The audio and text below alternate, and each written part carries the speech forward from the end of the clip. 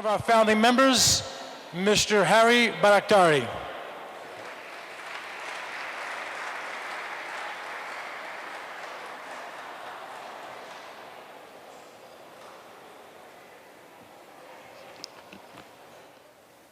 Good evening, ladies and gentlemen, dear friends.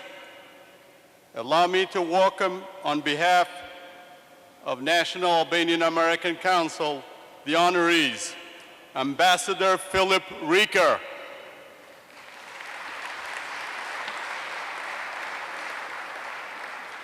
and Mohammed Yunus, the winner of a Nobel Prize for Peace. We are proud to have them among us tonight.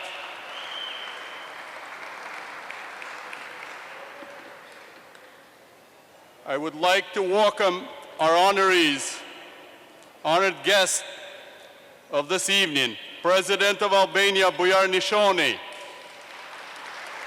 Prime Minister of Kosovo, Hashim Thaçi, Prime Minister of Albania, Edi Rama, Congressman Elliot Engel, Congressman Michael Grimm, Ramush Haradinaj, former Prime Minister of Kosovo and Chairman of the Alliance for the Future of Kosovo. Ladies and gentlemen, I have the pleasure to introduce tonight one of the finest diplomats of the United States of America and a personal friend. Few diplomats in the history of the State Department can compare Ambassador Reeker's experience and knowledge of the Balkans affairs, especially when it comes to Kosovo and the rest of the Albanian nation.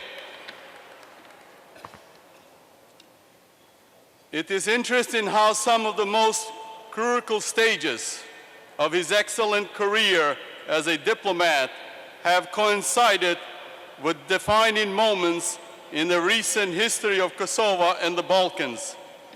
Ambassador Reeker began working as a diplomat in the Balkans in 1997 as a public affairs officer in Shkup, Macedonia. It was one of the most challenging times in the history for the people of Kosovo. The tragedy of war soon would follow.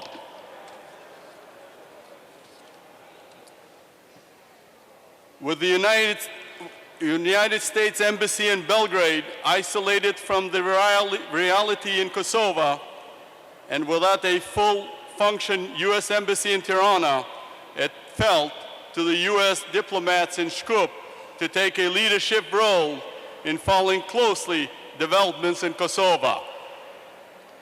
In that time, Ambassador Reeker worked under another great U.S. diplomat and a friend whose name is forever linked to that period of history, Ambassador Christopher Hill.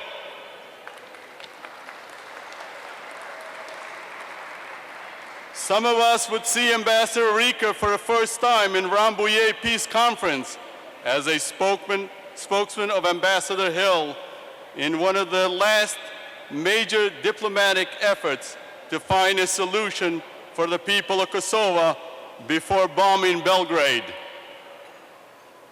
Ambassador Reeker became the Director of Press Relations at the State Department in 1999, the year when the U.S. went to war for Kosovo. His capacity and skills will soon put him in a fast track to become a senior official of the most professional diplomatic corps of the world. He received the prestigious Edward Murrow Award for excellence in public diplomacy. Again, we were fortunate to have him come back to the Balkans, this time as the U.S. ambassador to Macedonia, in the year when Kosovo became independent. In Macedonia, he gave a crucial help in the implementation of the Ohrid Agreement by working very closely with the Albanians and Macedonian government. He applied the U.S. vision for a stable and a peaceful Macedonia. Those of us who have had the chance to know his work, dedication, professionalism, were not surprised to learn that he was nominated Deputy Assistant Secretary of State in the Bureau of European and Eurasian Affairs on August 2011. Since then, Ambassador Reeker has been so many times in the region that I have lost count. He worked very closely with all of the partners, including EU, Kosovo, and Serbia, to facilitate the dialogue and agreement between the two countries.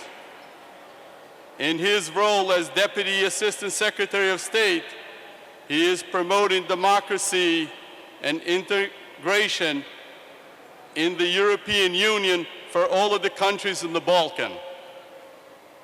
He worked very closely with Secretary Clinton for her historic trip visiting Pristina and Tirana on the occasion of 100th anniversary of Albania's independence.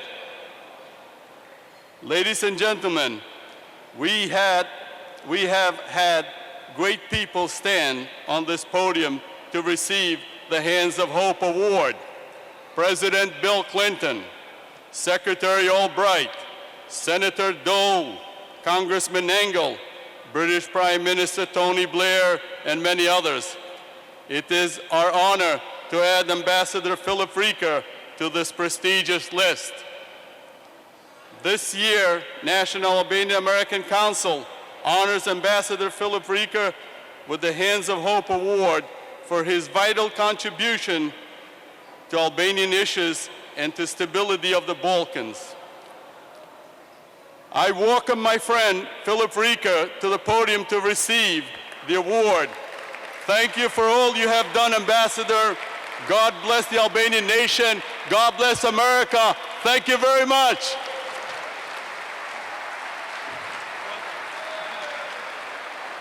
Thank you, thank you. Thank you very, very much. Yeah. Oh, we do this. Yes, indeed. Wow. Yes, indeed. Come this way a little bit. Get out of the way. Congratulations. You are the best. You are the best. Thank you. Good. Thank you. Well, thank you. Merdita. Membrema. Faleminderit shumë. Thank you very much, Harry Bajraktari. Thank you, Avni. Thank you to Congressman Engel. You know, Congressman Engel and President Nishani both have mustaches. Before I started working on the Balkans, I had a full head of hair.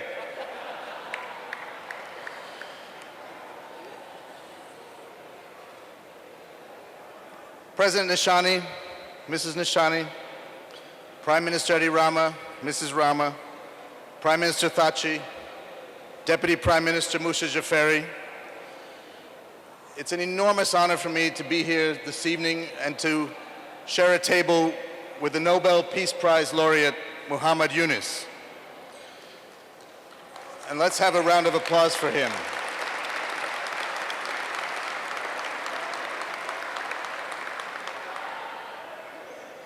Ambassadors, and I'm very honored to be joined by my colleagues from the United States Foreign Service, Ambassador Sue Brown, United States Ambassador to Montenegro, former United States Ambassador to Kosovo, Christopher Dell, Ambassador Ryerson, former Ambassador to Albania, I know is here. So many distinguished leaders and friends from Europe here in New York City, and to all of you. I really want to thank the National Albanian American Council, Martin Shkreli, Harry Bajraktari, all of you, the board of directors, my good friends, from the bottom of my heart, for inviting me and my wonderful wife, Solveig, to join you tonight.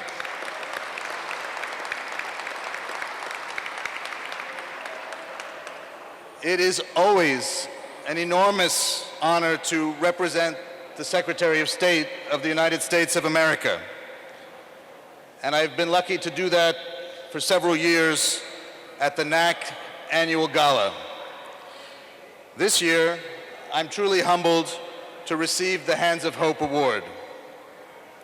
Last year, we celebrated the 100th anniversary of Albania's independence. The Balkans pictured today is so much brighter than the one in 1912. Governments and actors in the region are breaking with how things were done in the past. Instead of getting mired in old conflicts and past prejudices, they are looking to the future. They are thinking realistically about what they need to do to improve their countries, and they are taking tough decisions in order to achieve our common goals.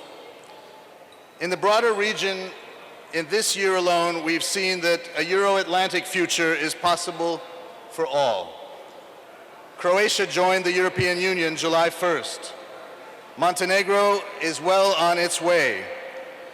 And on April 19th this year, as we all know, Kosovo and Serbia made an historic breakthrough and now are implementing a first agreement on normalization of relations.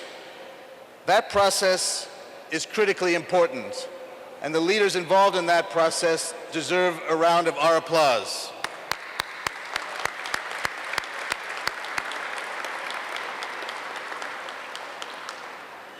In Albania, the recent elections were well conducted, and we, the United States government, are particularly pleased that the new parliament, both the government under Prime Minister Rama and the opposition, is so firmly committed to advancing Albania as a distinguished NATO ally along the European path. And as I always remind our friends, more Europe does not mean less United States.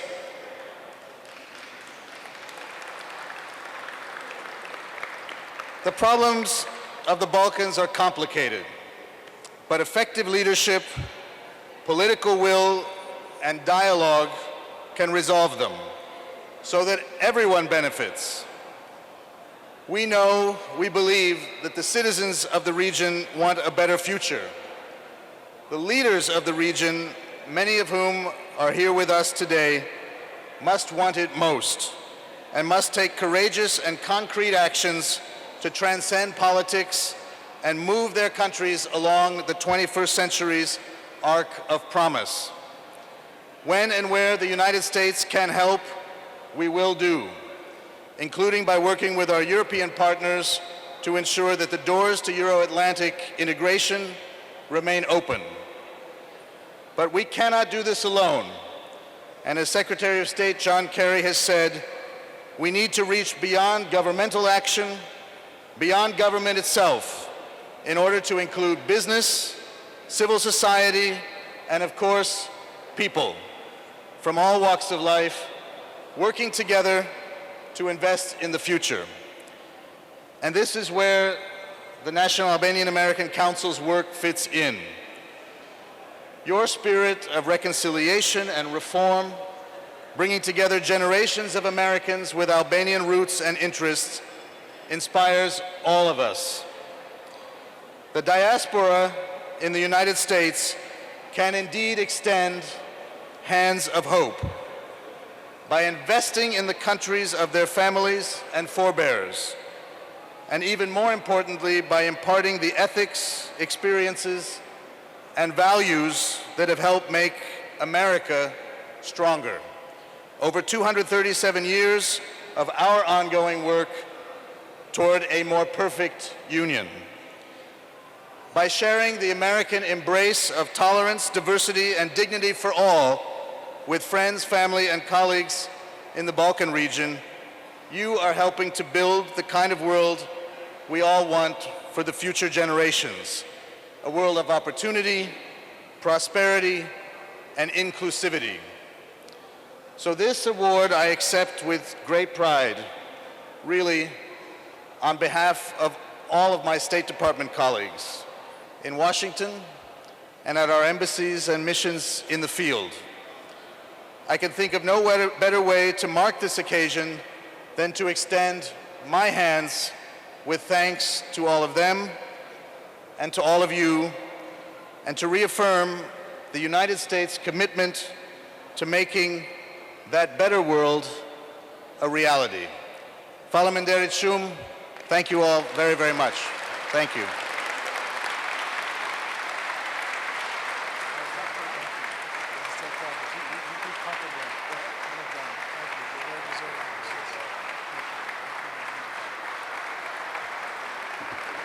Ambassador Phillip Reeker, ladies and gentlemen.